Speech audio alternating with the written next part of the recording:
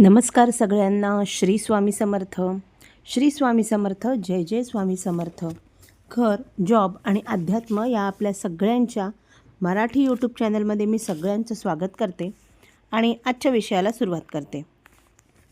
जन्म देण्याचे काम ब्रह्मदेव करत असतात व जन्म ते मृत्यूपर्यंत पालनपोषण करण्याची जबाबदारी ही असते भगवान श्री विष्णूंवर आणि मृत्यूनंतर भगवान शंकर त्यांची जबाबदारी असते.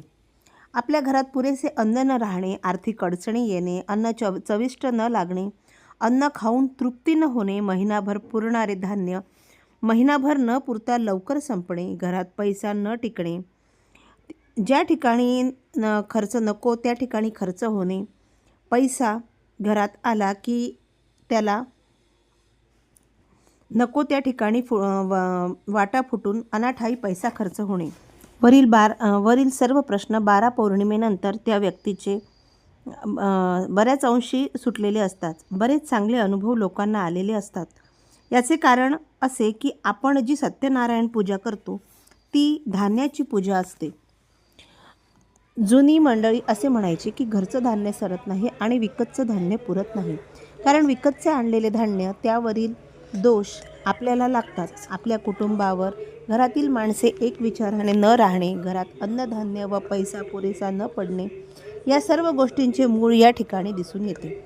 म्हणूनच आपल्या पूर्वजांनी फार बारीक अभ्यास करून घरच्या घरी पौर्णिमेला सत्यनारायणाची पूजा करण्याची प्रथा यासाठी घालून दिलेली आहे. आपल्या घरी असलेल्या अन्न धान्य पालनपोषणाची जबाबदारी भगवान श्रीहरी यांच्याकडे असल्याने भगवान विष्णूंच्या अधिष्ठानात घरातील धान्य व पैशाची सत्यनारायणांचं पूजेचा जर आपण पूजन केले तर त्या पैशांचे आणि धान्याचे सर्व दोष नाहीसे होतात. तसेच तो पैसा पैशात टाकल्यास त्याला बरकत राहते. त्या ठिकाणी पवित्रता येऊन घरात सुख शांती आनंदी प्रसन्न वातावरण निर्माण होते. आणि यासाठीच प्रत्येक पौर्णिमेला सत्यनारायण व्रत सांगितलेले आहे. सतत 12 पौर्णिमा आपण जर कंटिन्यूपणे किंवा न चुकता सत्यनारायण व्रत केले तर आपल्या कुठल्याही प्रकारच्या कितीही कठीण परिस्थितीत आपण आर्थिक परिस्थिती असल्यास त्या सर्व परिस्थिती दूर होतात आणि आपल्या घरी धनधान्य आणि पैशांची रेलचेल राहून लक्ष्मी माता अखंडितपणे आपल्या घरामध्ये वास करतात.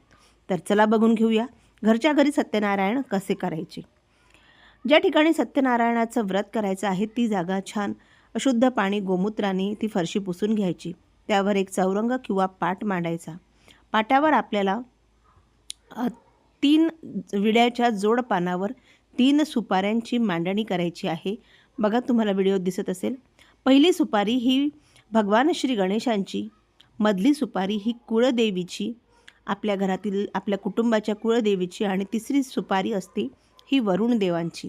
अशा 3 सुपाऱ्या आपल्याला सुरुवातीला मांडून घ्यायच्या आहे. त्यानंतर मधोमध एका धान्यावर गव्हाच्या राशीवर किंवा तांदळाच्या राशीवर पाण्याने भरलेला कलश, त्यामध्ये 1 रुपयाचं नाणं, सुपारी, हळदी कुंकू अक्षता फूल अर्पण करून त्यावर 5 किंवा 7 विड्याचे पानं ठेवायचे.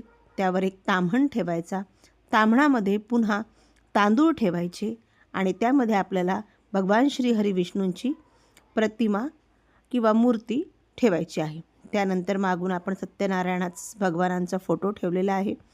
शंख, घंटा आणि पूजा कोणतीही बिना दिव्याची होत नाही. अशी सगळी साधन सामुग्री मांडून आपल्याला पूजेसाठी तयार व्हायचं आहे. आता ह्या पूजेवर तुम्हाला मी श्रीयंत्र ठेवलेलं दिसत असेल, कारण आपल्या देवघरामध्ये जर श्रीयंत्र असेल तर सत्यनारायण पूजा करते समयी श्रीयंत्राचे देखील अवश्य पूजन करावे. त्यानिमित्ताने प्रत्येक सोमवारी श्रीयंत्राचे पूजन आपल्या घरी होते आणि हे लक्ष्मी मातेला प्रसन्न करण्यासाठी सहाय्यभूत ठरते. सर्वप्रथम आपल्याला भगवान श्री गणेशांचं आवाहन करून त्यांच्या नावाची जी सुपारी आहे त्यांना स्नान वगैरे घालून हळदी कुंकू अक्षता अर्पण करून एक लाल फूल दुर्वा अर्पण करायचे आहे.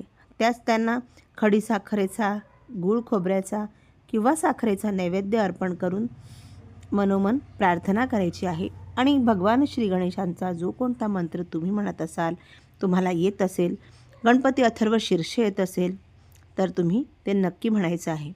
त्यानंतर मधली सुपारी जी आपल्या कुळदेवीच्या नावाची असते, त्या सुपारीचे देखील आवाहन करून आपल्याला त्या सुपारीला स्नान, शुद्ध पाण्याने स्नान, पंचामृताने स्नान घालून ती सुपारी स्वच्छ पुसून आपल्याला त्या मधल्या विड्याच्या जोड पानावर ठेवायची आहे.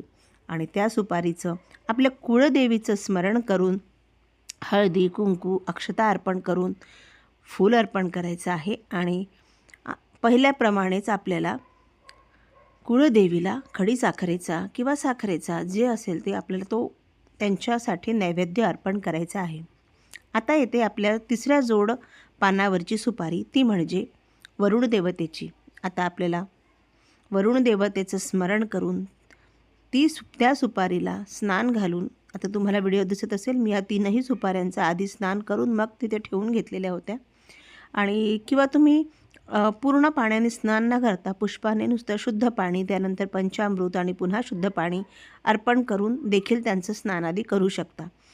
अशा प्रकारे आपल्याला ह्या तिसऱ्या सुपारीचं वरुण देवतेचं स्मरण करून पूजन करायचं आहे. वरुण देवतेला अष्टगंध, अक्षता अर्पण करायचे आहे.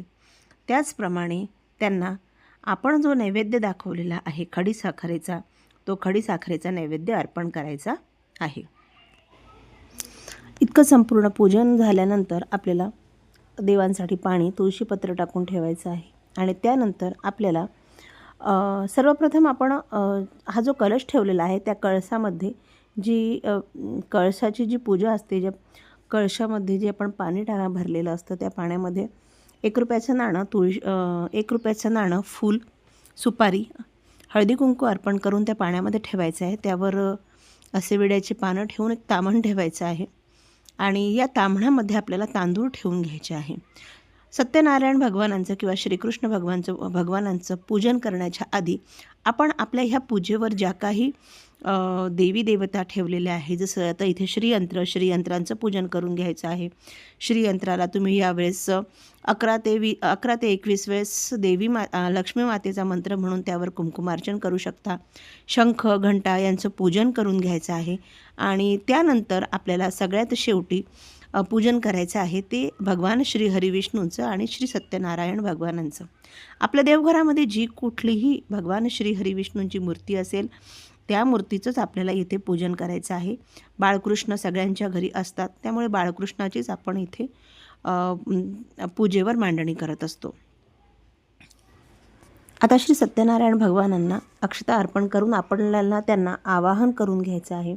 आवाहन अगदी सोप्या भाषेत करायचं. त्यांना फक्त आपण माझ्या घरी या आणि माझ्या ह्या पूजेचा, माझ्या भक्तीचा स्वीकार करा असं म्हणून त्यांना आपल्याला अक्षता अर्पण करून या ठिकाणी बोलवून घ्यायचं आहे.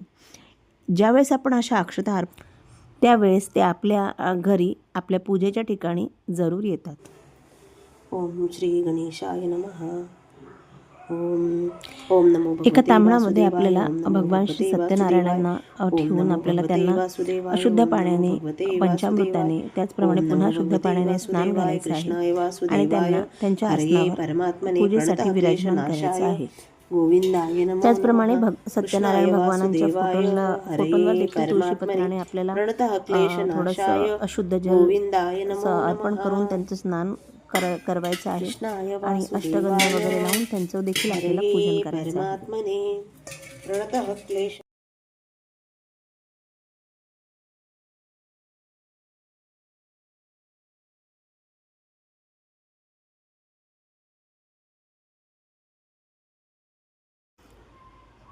आता हे धान्य असलेलं आपण हे जे ताम्हण इथे ठेवलेलं आहे त्या ताम्हणावर एक छोटंसं तुळशीपत्र ठेवायचं आहे भगवान श्रीहरींना आसन म्हणून.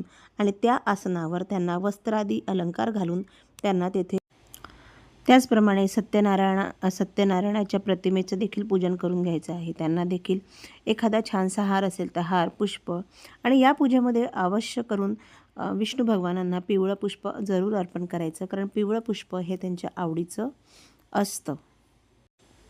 अशा प्रकारे संपूर्ण पूजन करून आपल्याला सत्यनारायणाची जी पोथी असते त्या पोथीमधले 5ही अध्याय वाचन करून घ्यायचे आहे.